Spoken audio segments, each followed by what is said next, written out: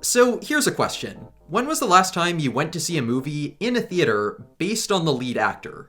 Maybe not too long ago, but if you did, how old was that actor? And how long ago were they really at their peak of popularity? Maybe they're fairly young, I don't know you, but let's think about the general trends here. Can you name a single movie or TV star who both rose to fame in the last 10 years and feels as important to pop culture as Will Smith or Jerry Seinfeld or Julia Roberts in their prime?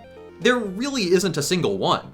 You've got people who will play the lead in blockbusters, sure, but outside of those blockbusters, they don't have that same kind of star power. Even the lead Marvel actors can't draw much of a crowd to their non-franchise films. Few people are gonna go see a Tom Holland movie unless it's also a Spider-Man movie. There are some other new actors who are very respected and maybe have a following among a subset of the population, but true household names who can bring $100 million to their movies just by showing up on the poster, and where even the normiest of normies will recognize their face and voice, those are pretty much gone completely. I'm hardly the first person to point this out. I even alluded to it in another video, but I think it might be worth presenting my theory on how this might have happened, as well as delving into both the good and bad of the current film landscape that's driven more by franchises, social media, and to a lesser extent, directors. A lot of people talk about how specifically social media has ruined celebrity image through demystification, and I do think that's a big part of it, but it's not the full story either. If you ask me, movie stars and celebrities in general can be sorted into three general archetypes: relatable, aspirational, and eccentric. That's right, we got some armchair taxonomy in this house. Many fit into more than one of those groups, and those three traits can even feed into one another to some degree, but they are distinct, and all three of them have their appeal weakened in the current day.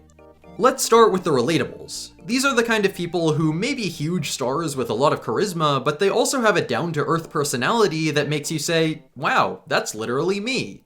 People like Tom Hanks, Michael Cera, and Jennifer Aniston who tend to play every-person type characters, and you root for them in part because you can see yourself in their roles, and they feel like a personal friend. Even though this kind of parasocial friendship can get problematic, it's something people are drawn to and always have been. But social media now looks like it's beating Hollywood at that game. Now that we have the technology for everyone to share their personal lives with a low barrier of entry, there are a lot of new avenues to foster relationships with a wide audience. Look at content creators like YouTubers. These people frame their videos as talking one-on-one to the audience, sharing everyday pleasures and struggles while often directly responding to viewer feedback. That feels a lot more directly personal than playing a fictional character in an action movie or a sitcom. And outside the very top tier of popularity, YouTubers aren't movie star rich and famous, which is just inherently more relatable to almost everyone. On that note, we've also seen some established movie stars try to play the social media game, and this has really backfired in a lot of cases. Remember that awful Imagine sing-along at the start of the pandemic? That tried so hard to be heartfelt and came off as really awkward and fake. The mentions in the background did not help either. It just turns out it's really hard for a traditional celebrity to brand themselves as being just like you and me. But what about those stars who feel like more than just you and me? That brings us to the aspirationals. These are people like Arnold Schwarzenegger, Angelina Jolie, and The Rock, who are just so magnetically larger than life that you can't help but admire them. They're the kind of people where you might say, wow, that's literally me, before realizing you're lying to yourself because have you ever ridden a motorbike down an empty highway in front of an explosion? Didn't think so, loser. On the surface, it seems like these stars might have it easier on social media because they're putting on an image that doesn't really need to be authentic, but it turns out that image can be pretty hard to maintain. In the old days of Hollywood, stars' personal lives were kept very secret, and that sense of separation was a big part of what made them feel so untouchable. But now, stars are sharing a lot more about their personal lives, both voluntarily and involuntarily, and a lot of these people have some level of baggage that can really damage their hyper-cool brand. Like, remember Gina Carano when she first showed up on The Mandalorian? What a badass, hardened space ranger, right? What's she talking about on Instago? Gross. Even for people who aren't quite so outspoken, their tea could get spilled by anyone else online. Like, didn't Leonardo DiCaprio seem like a perfect human being? Well, this graph made by some Redditor about his dating habits might have changed your mind. Those two are just the tip of the iceberg. Some have done worse things, and even for the people who are mostly innocent, just checking out their Twitter page can make them feel less like living legends and more like your dumb neighbor. Combine that with recent shows like The Boys and BoJack Horseman that present a really grim view of celebrity culture, and the mere idea of an aspirational star seems like something a lot more people are critical of than we were in previous decades. But what about that third category of celebrities, the eccentrics? People like Jim Carrey, Nicolas Cage, and Adam Sandler, who we don't necessarily look up to, but we love to see freaking people out and giving every social rule the middle finger. Sure, something as bad as sexual misconduct can still ruin these people's reputations, as it should, but a dumb social media post is a lot easier to own up to than it is for someone who's supposed to be taken very seriously. A lot of these people are also authentically weird, so it can be easier to put up a consistent brand. The unique problem the eccentrics face, though, comes not from social media, but from Hollywood itself. They just don't have a lot of movies to star in. The eccentrics are mostly comedic actors, and there just aren't many high-profile comedies being made these days. Some of them also play in other mid-budget pictures like offbeat dramas and surreal sci-fi movies, but there aren't a ton of those being made either. As stars in general have gotten harder to bank on, studios have depended more and more on franchises. Most franchise films are super expensive action spectacles with very conventional storytelling, which leaves little room for the eccentrics in leading roles. That said, there's some opportunity for things to change going forward. Barbie had a pretty unhinged premise, and that was a massive hit. And on TV, I think Jenna Ortega might have gathered at least a little star power from her weird performance as Wednesday. Hopefully that'll teach studios that there's still a massive appetite for more off-the-wall filmmaking, but that's a matter for the future.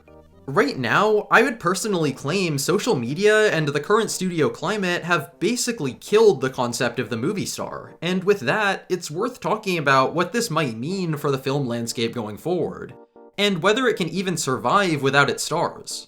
There's no denying that the loss of the movie star is already bringing some negative consequences. Lots of people, including me, have talked about how stars used to be the biggest draw to mid-budget movies like dramas and comedies, and even a lot of massive franchises got their start with a relatively big name, like the MCU did with Robert Downey Jr. Now, even a lot of those franchises are running out of steam, and it can seem difficult to think of anything that might fill that void going forward. There are some new franchises emerging, notably some based on video games, but franchises are, as a whole, less flexible than stars. None of this is to say, though, that we should just try to get the film landscape back to what it was in 1994. First of all, that's impossible. The internet isn't going away. Second, it's worth considering that the downfall of the movie star might actually have its benefits, or might be a side effect of positive change.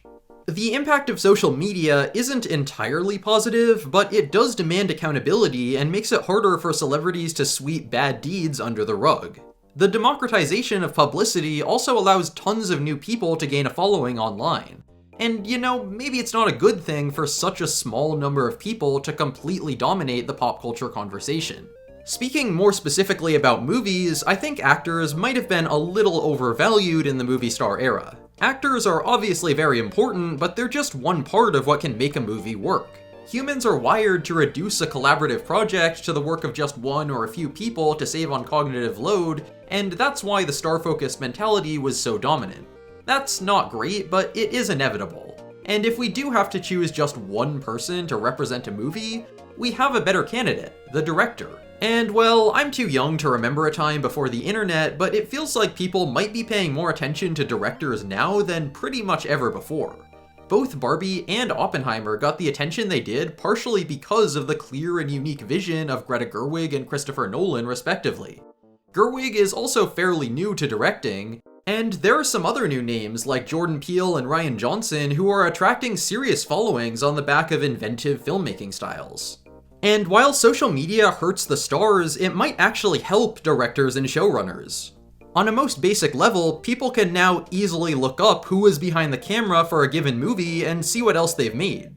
Directors also don't usually have as much of a personal image to worry about, and these online ecosystems can be a great environment for fans to discuss their craft. If I have to point to one way to quote-unquote save cinema, it would be to put directors and other behind-the-camera figures at the center of the conversation. But what do you think? I'm curious as to what other people's takes are on all of this. I know there might be a lot to disagree with, especially the sorting of all celebrities into 3 D&D classes thing, but hopefully that was part of the fun.